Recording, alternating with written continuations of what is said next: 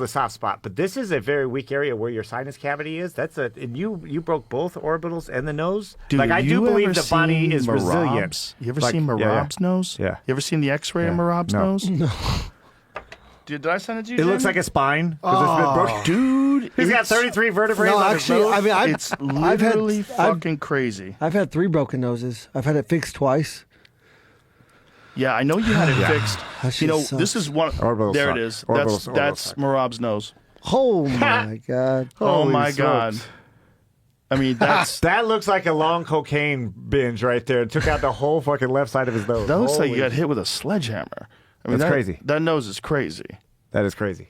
That is like, and to fix it, he's going to have no contact for like a year. Yeah, that's hard. And so he's not going to fix it. Yeah. He's just going to deal. Look how turned it is. I mean, the bone. I've had my eyes fixed and my nose fixed, and my nose was better for quality of life. Oh, the nose obviously is a big being able thing. to see was huge, but when your nose is broken, like you have to understand, like getting a haircut fucking sucks. You can't breathe through your nose, so your mouth's open the whole time. You're constantly breathing in fucking hair.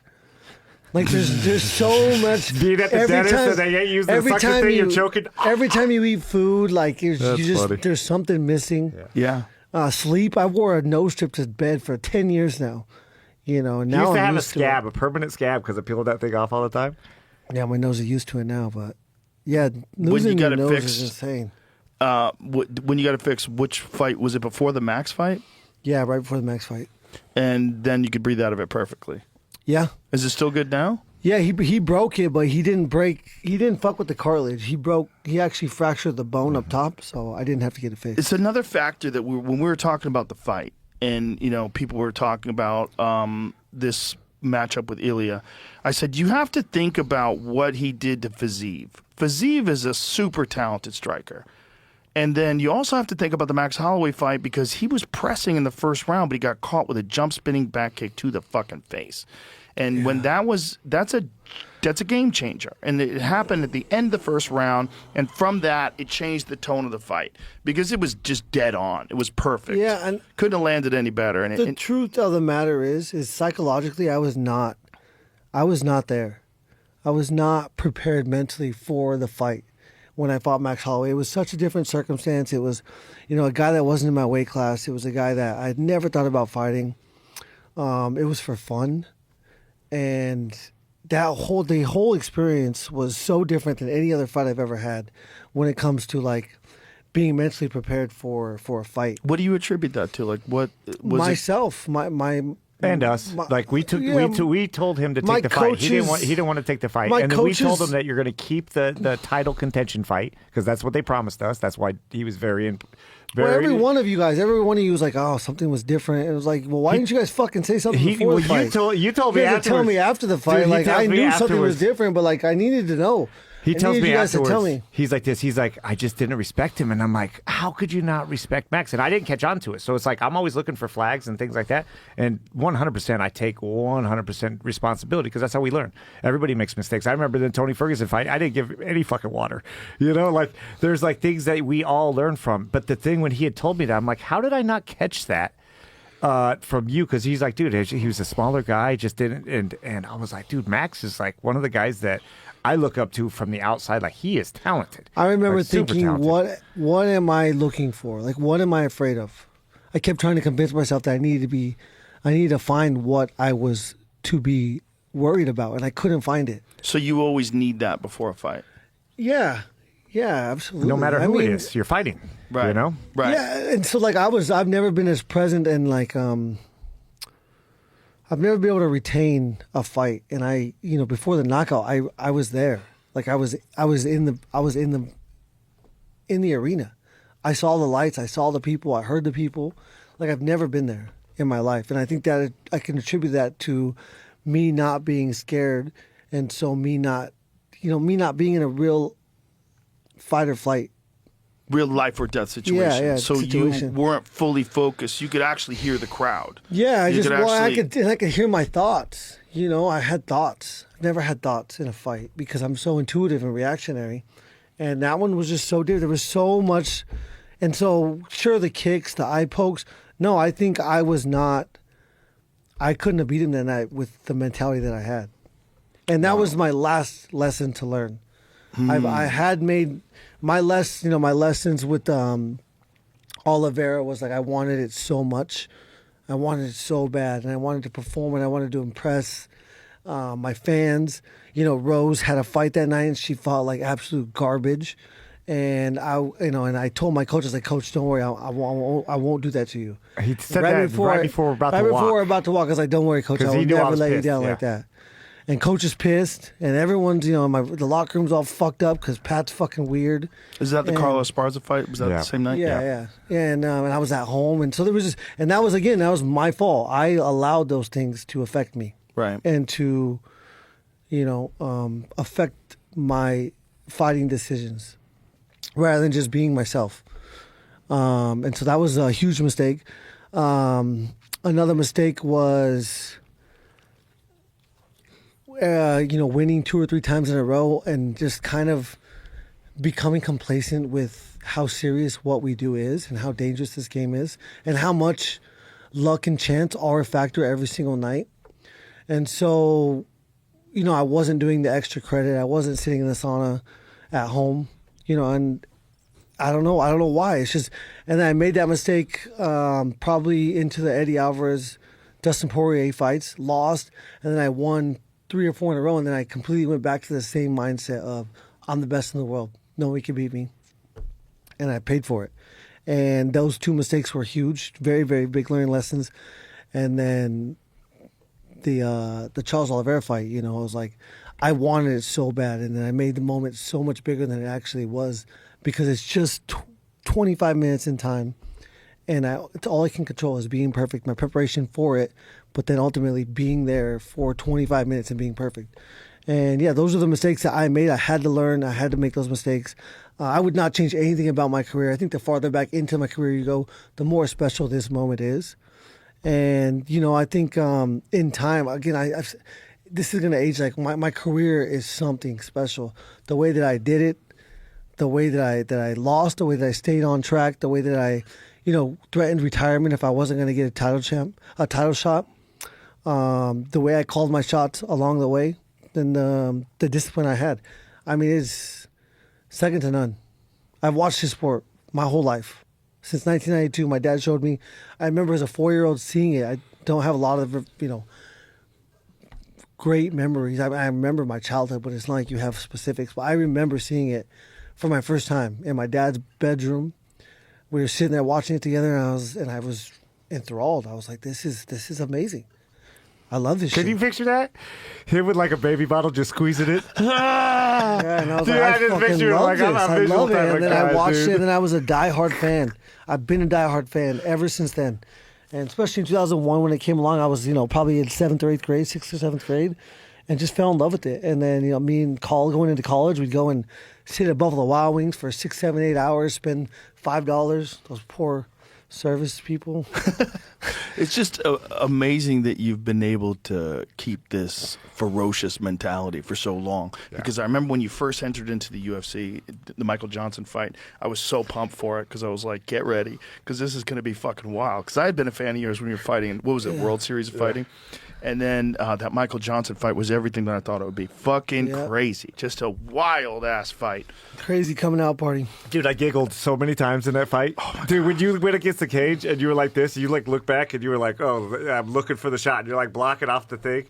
And then you come back with the right hook and then you let it back in again. And then you hit it with the right hook again off the cage. Dude, there's so many giggle sessions in there.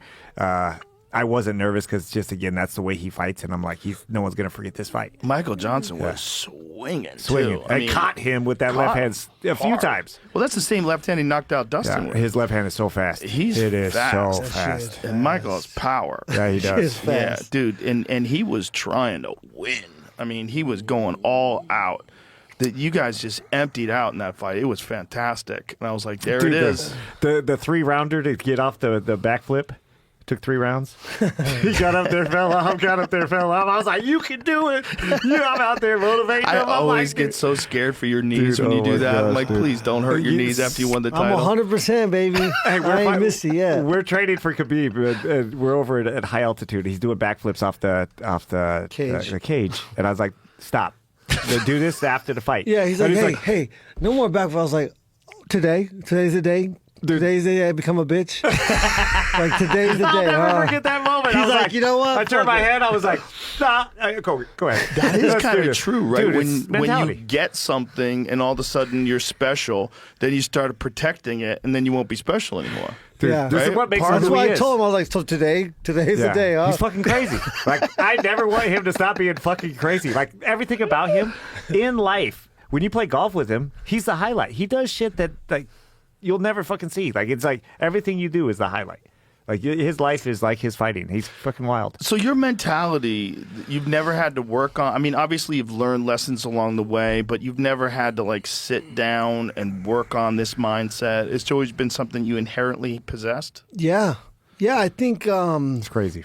I think Crazy people. thing ever. crazy. I think people just complicate things so much. Like, when you can truly understand that there is things you can't control, but it's not everything. You can only control what's inside of you. You know, you can only control how you perceive things, how you react to things. The And work you put in. The work, obviously the preparation. Yeah. But it's I mean, there's so much, you know, and I guess I always knew that something was coming, because no matter how far off the road, you know, like, I've made mistakes. You know, I was never thank God I was never an alcoholic, and never, but I could say I was probably a drug addict at, you know, one time in my life. And What drugs? I don't know. I have never told my parents about this, so I don't know. You don't have to. All of them. But it's and I know this is gonna sound stupid, but so I went to school for human services.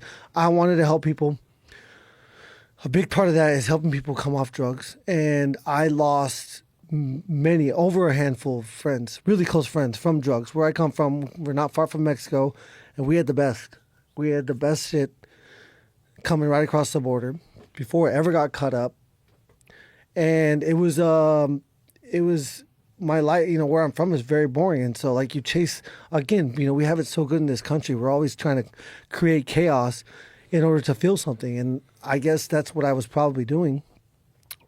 And in college is when I really, you know, I was like, if I'm going to help people come off of drugs, then how can I ever even try to understand if I don't know what they're chasing? And so that was a part of it. And also a part was, it felt good, you know?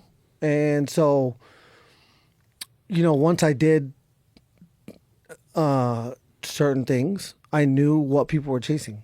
But then I always knew that something was bigger for me and better for me, and I had something to do. And so that was always, it was never a crutch for me. I was always like, that was awesome. You know, I'm not doing it again. What is it in your head that where you always knew that you had something bigger? Well, probably my faith. I mean, I've been, my parents, the best thing they ever did for me was make me go to church every single Sunday and create a relationship with God through the word of Jesus Christ, and just trying to live up to those expectations. I knew, not that I was going to be a champion or anything. I just knew that I couldn't take the easy way out. You know, when you're on drugs or when you're living a lifestyle like that, then nobody expects anything from you. Nobody wants anything from you, and that's an easy way to live.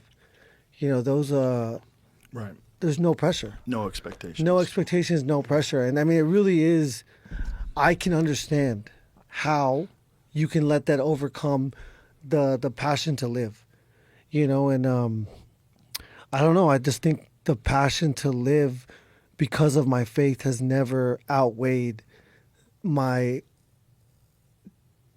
desire to feel good. I want to talk about the shift that you made in your career from being the most exciting guy in the world, wanting to be the most exciting guy in the world, being happy with performing to the best of your ability, whether you win or lose, to wanting to get the belt. What started that decision?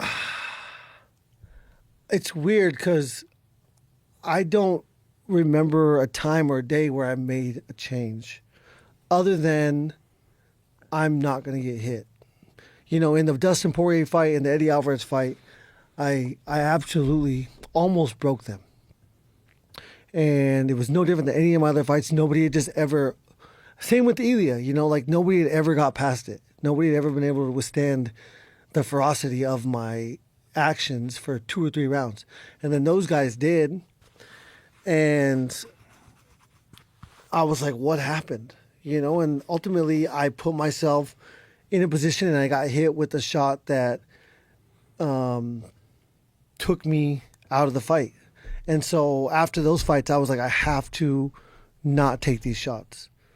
And that was ultimately all I can say that I changed mentally is I don't want to get hit. I used to never care about getting hit because it's like, it doesn't hurt. Nothing hurts in there. You don't feel nothing. It's never hurt. And so that was really just a mindset. I was like, I just need to not let them get me in a predicament where I'm not able to, where they have to stop the fight. So the shift. But he probably from the outside source. Yeah,